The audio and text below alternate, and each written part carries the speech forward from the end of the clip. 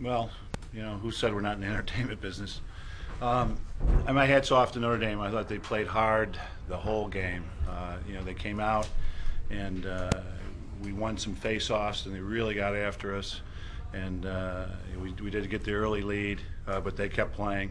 And in the second half, they, the beginning of the fourth quarter, third quarter, started to pull away from us, and we had to take a timeout to slow the bleeding. And I think we finally settled down. They were probably a little comfortable in their, with the score, and we started, our run to come back. And we fell a goal short, but I thought their goalie made a great save for our last shot there, and I thought he played well all day. And I don't see a save for him in the fourth quarter here, but and he had a pretty big one, I thought. So my hat's off to them. The defense has been stingy. Their offense, frankly, didn't expect them to score that many goals today, but they did. I was impressed with the way they played. They played like they really wanted it, and congratulations to them and Kevin Corrigan and the staff. Questions for Syracuse?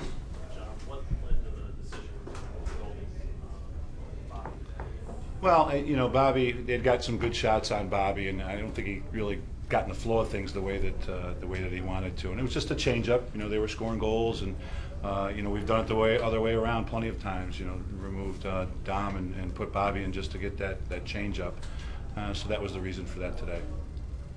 For coaching for Kevin, you guys went scoreless for around 14 minutes in the third quarter. What did they come out and do to sort of slow down the offense? Well, I think the first thing they did is win face-offs. The kids with the number 20 were pretty quick today. I thought he really got on the ball well. He was a threat to go out the front. We eventually had to change what we were doing. We had to put our pole on the one side and switch him over to cut him off. He had 2 goals, right, or a goal and assist off of face-offs. So they're getting offense off their face-offs on top of the possessions. And I think it was indicative of how Notre Dame played it. They played hard. They went after it. They definitely didn't sit back and see if we were going to make mistakes. They went out and took the game. Bobby, when did you learn you were going to get today's start, and after not starting all this year, what were just your emotions like before the game started? Just like any other game, just try to get mentally prepared, and they have a great team, and their shooters had a really good day today. Kevin, on that last play, you got the short again. Very much a great situation. It seemed like did you feel like that was a setup for pretty much tied right there? How did you see Kelly kind of react? Yeah, I mean, they rotated on our initial dodge, and a shorty came out to me, and I knew there was about 10 seconds left, and I went to the rack, and he made a good save, and it's really on me. I gotta finish that in that situation. Brandon, the first time around, Coach said you played your overall best defensive game of the season against Notre Dame. How do you think you guys played as a unit, and you especially shadowing Kavanaugh? I mean, we can't keep giving up 15 goals a game, and just expect our offense to bail us out last second every time. As far as how I did, I thought Notre Dame did a good job of using some picks and utilizing some matchups to get Kavanaugh open.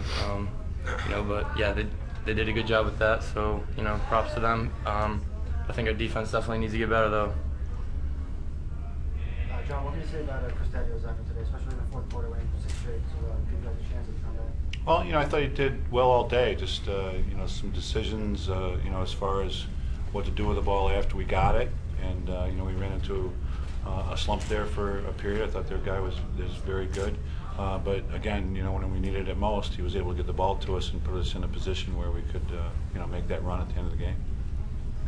Bobby, beyond the fact that he was shooting very well today, did you feel completely right out there, or just kind of an off? Yeah, I mean, I obviously didn't have the best day today. I just couldn't really get into a rhythm like I did on Friday night, and sometimes it just happens, and I had a bad day, and thank God that Dom was there, and he really bailed us out a lot in the fourth quarter. He made 3 huge saves, and I thought he played really well today. Coach, in the bigger picture, the competition in the ACC, the lower seed won in every one of the games this weekend, and the preparation now and playing these games for your team as you get ready for the NCAA tournament in over a week. Are you asking what the preparation is? No, I'm asking about, just talk about the incredible competition here in this conference with all these teams. The games are so close. The lower seeded teams were winning, and how that all is helping to prepare your team for the NCAA. Well, I think it definitely does. I mean, these are the top teams in the country. And obviously there's a couple other good teams, and Loyola's playing great right now. But this was a Final Four weekend here, with the 2 games on Friday night and the championship game for the ACC today. So it's if you're good enough to go, as far as you'd like to in the playoffs, this is great for that. Your team doesn't, both teams, Notre Dame and Syracuse, just had one day to prepare for one another after a huge game on Friday, and come out and have a performance like this, 15-14, shows a lot. So it's a great experience, and geez, the regular season has been pretty grueling too. Even our days off are some of the top-ranked teams in the country. John, Brandon mentioned how 15 games probably not something you guys can afford to continue. How much of a concern is that? And or is this just a matter of running into 2 offenses that are having best days? Yeah, well, starting with Duke, how talented they are offensively, and you're gonna, if they get the ball, they're gonna get their goals. I'm a little disappointed more with the Duke game defensively, just from the simple mistakes we made. I think today more of it was created by, Notre Dame, and they did a great job with their picks and some of their plays and their matchups, and I thought they created more. And sure, we'd like a couple more stops today, but it was the type of game it was. It was, up and down. It wasn't a slow game as some people thought it might be.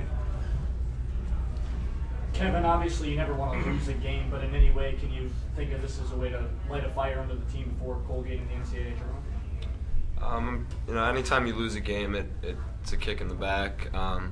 But obviously we wanted to win here today, but we can look at the tape and move forward and get ready for Colgate. It's one we can't let get away from us, and then the real deal starts. John, with 15 seconds left, were you hoping to get a shot like Kevin had at the end, or were you trying to maybe get the ball to Randy, considering the day he was having? Well, no, he had some things set up, and the way they play defense, they're going to slide early, then recover, so you can't tell what your matchup's going to be.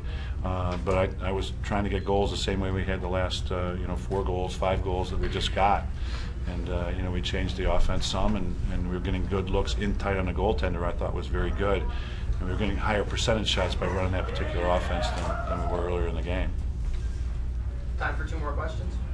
Coach, you had 5 one-goal wins on the year, and I think this is your first 1-goal loss. What does that say about your team? Never quit.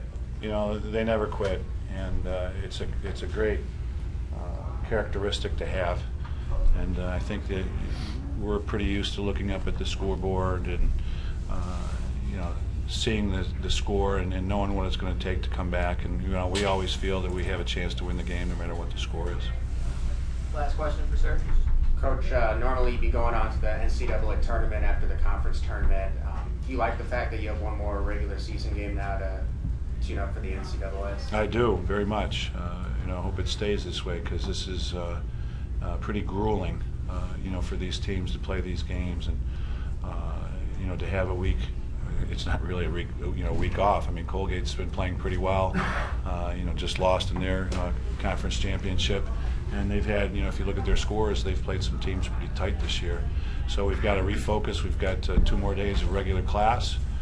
We've got finals starting after that. So we've got to balance all that along with getting ready for Colgate. We know they're going to come into the Carrier Dome, and it's going to be a challenge for us. So we've got to refocus and get back to it. And then, hopefully we'll be looking at the NCAAs and waiting for the selection process to see the bracket and who we're going to play.